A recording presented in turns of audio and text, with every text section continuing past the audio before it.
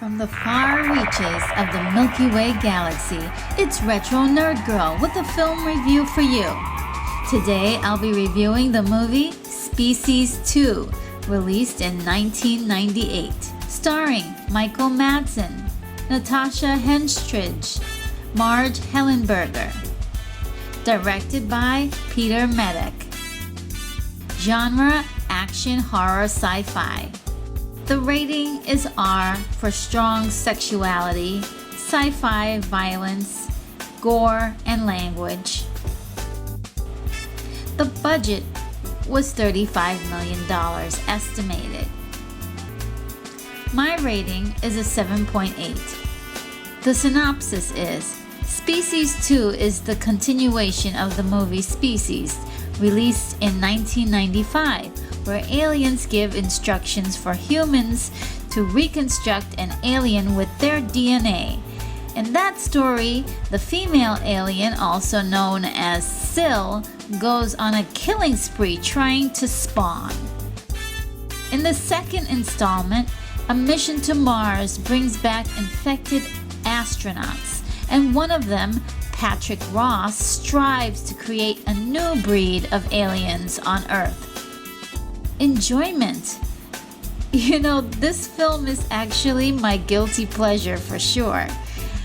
There are so many reviewers who hate this film and think it's horrible, but I actually like it a lot.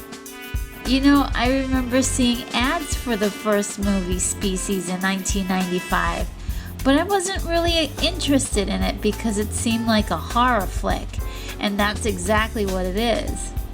I wasn't even aware that there were sequels until one night I stayed up late and this movie caught my attention. You know, this movie was just totally scandalous to me. There's so many wild things in this movie. Menage a trois, hookers, strippers, space travel, spawns, cocoons, alien sex. It's just nuts. You know, I was like, what the heck is going on? What am I looking at right now? And it was awesome. I loved every minute of it. And I must be slightly off-hinged because this is definitely branded as a horror movie. And it just didn't seem scary to me. There were some gory moments, and it was certainly weird, but it didn't seem outrightly scary. The pacing. With an hour and 33 minutes, the pacing just makes it. I felt there were moments that could have been shorter and sweeter, and others that could have been rewritten to keep the plot very cohesive. The idea stemming from even the first Species movie in 1995 was a gorgeous alien girl wants to mate and kills a whole bunch of people along the way. They simply switched the genders in the second one and made the main character more effective as an alien threat, in my opinion. There's a glaring problem though with the script. The dialogue is good sometimes, but it needs someone to ask, why is this bit of information here? Does it actually affect the final outcome? For instance, Dr. Laura Baker says that Eve has a toxic capsule implanted in her head. I must have missed the scene where Eve removes it because she doesn't die when she leaves the complex. In the first film, there's a romance between the character of Laura and the character of Preston. However, it's never mentioned or even visible in the sequel. Being that I saw the second film first, I had no idea there was a relationship, and it didn't hurt the film. But as a part of a series, it just doesn't work. There are story similarities that aliens die from human viruses and imperfections, taken from a very famous movie, War of the Worlds. The challenge in this film are the aliens who invade and destroy worlds. Mars was visited by this alien species approximately 1 billion years ago when Mars was a thriving civilization. The aliens multiplied and drained the planet of all of its resources. 3 astronauts bring back samples of soil from Mars containing the DNA of this horrible scourge, and it finds the perfect host in Patrick Ross. Patrick is a dominant male alien creature on a spawning spree. Unfortunately, when he mates, he spawns. The spawns grow so fast that they explode from their fragile female hosts. So essentially, when Patrick mates, he kills. At first, Patrick experienced blackouts and he doesn't remember what happens to him during that time. However, he finds out he's been murdering people and then he commits suicide, unable to deal with the guilt. When he kills himself, he kills a part of his humanity away and the alien takes fully control of his body. It regenerates Patrick's face and looks into a mirror, and you see that his face is kind of distorted in it. And it looks very alien, symbolizing his internal shift. He pretty much goes on a mating rampage trying to build a race of hybrids. You know, when you see him driving down the avenue looking for a mate, it just makes you cringe because, oh my god, he's so good looking, and you just want to scream into the screen and say, please don't fall for it, girls, just don't fall for it. So Patrick can, usually get any woman he wants, but sometimes he just resorts to rape. His desire to populate the world with his offspring is completely terrifying. The relationship with Patrick and his father, Senator Judson Ross, is really one of control. Senator Ross has been planning Patrick's career, priming him for presidency one day. However, he has no time to listen to Patrick when he tries to confide in him and tell him that he feels like something's wrong. Strangely, there is some foreshadowing when he tells Patrick seemingly out of nowhere that his career will be in jeopardy if he doesn't keep his stuff in his pants, and tells him to stay away from sexual exploits. Later on in the story, when Patrick's dad confronts him about being infected with the alien DNA, Patrick exhibits that there is just a tiny bit of humanity left in him. He holds his stomach the moment his father reminds him about his mother and baits him into trusting him once again. He holds his stomach as if he can actually feel the alien inside of him rejecting his human emotions. For the first time, the father and son connect in a way they may have never in their whole lifetime. But it's just then that the alien tentacle explodes from Patrick's stomach and kills his father. The look on Patrick's face while this is happening is a look of complete shock and horror, indicating that this wasn't something that he actually planned.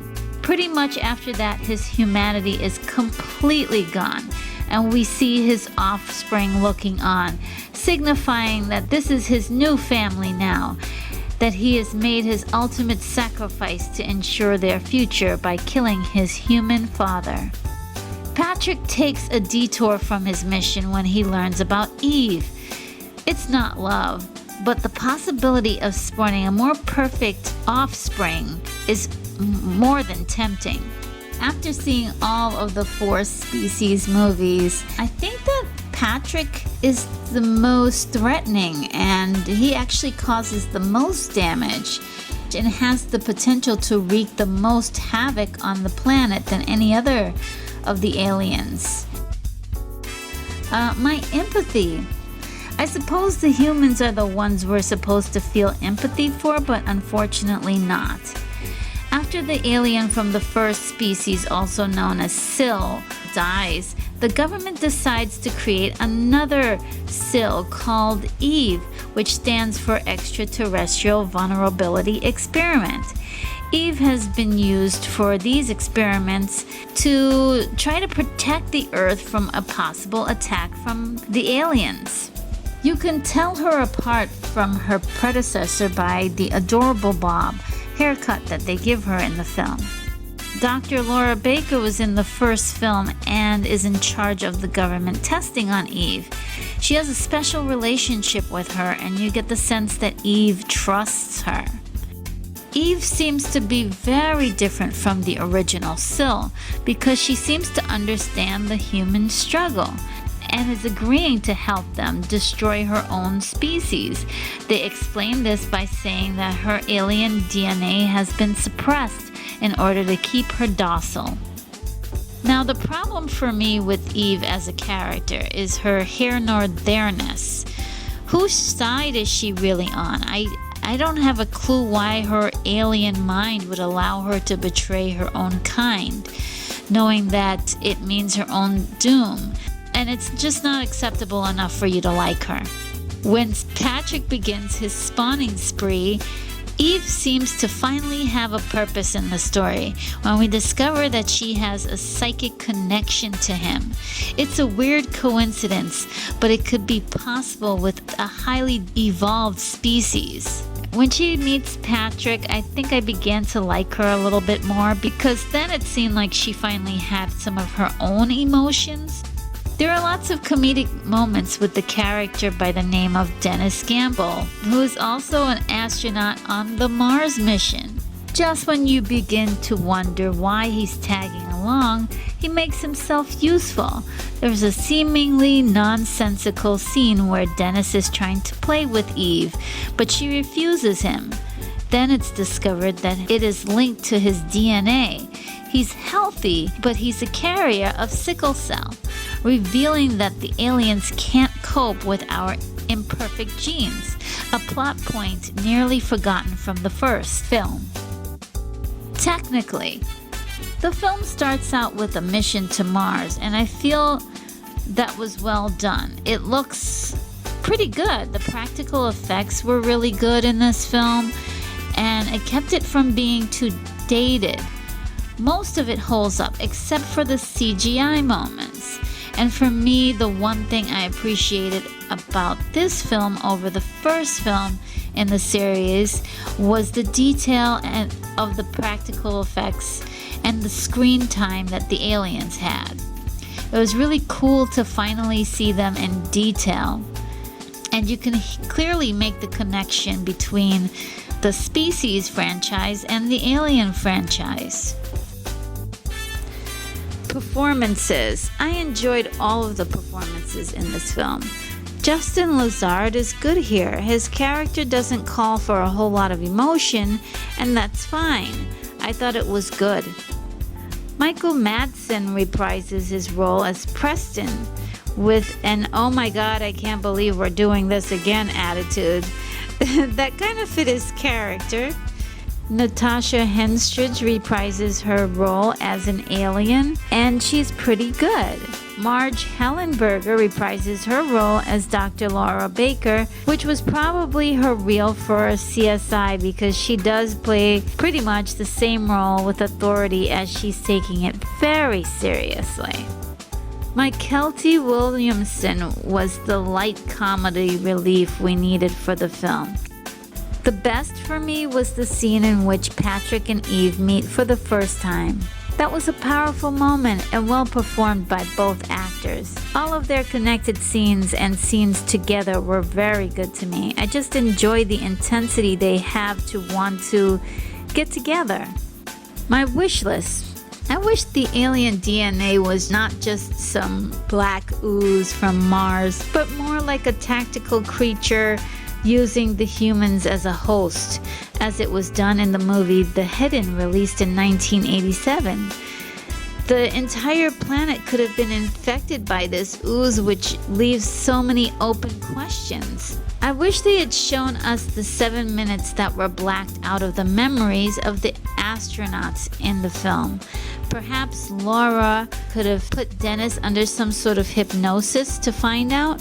It could have made a cool visual and help us understand what happens to the aliens when they interact with this imperfect DNA. I wish the poster for this film did not have Natasha Henstridge on the cover by herself, but put Justin on there too, so audiences wouldn't think that the film was gonna totally be about her character in it. She's just a supporting actress here.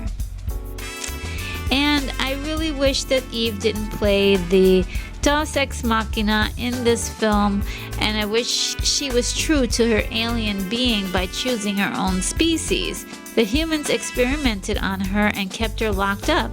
She has no reason to want to help humans, especially once she turns into the alien completely. The ending, the climax of the film started out grand but ended a little bit lame for me. And then there was a teaser at the final moments that the story wasn't over. I'm not sure if I like that at all, but it's okay. It was alright. In summary, I really like this film. I think that The First Species was a film geared towards the titillation and fears in men, and this time it was geared toward the fears in women.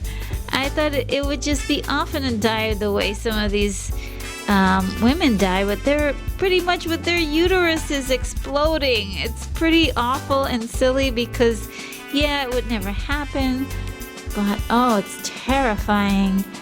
Somehow, I just thought this was a cool little sci-fi movie, and I like it.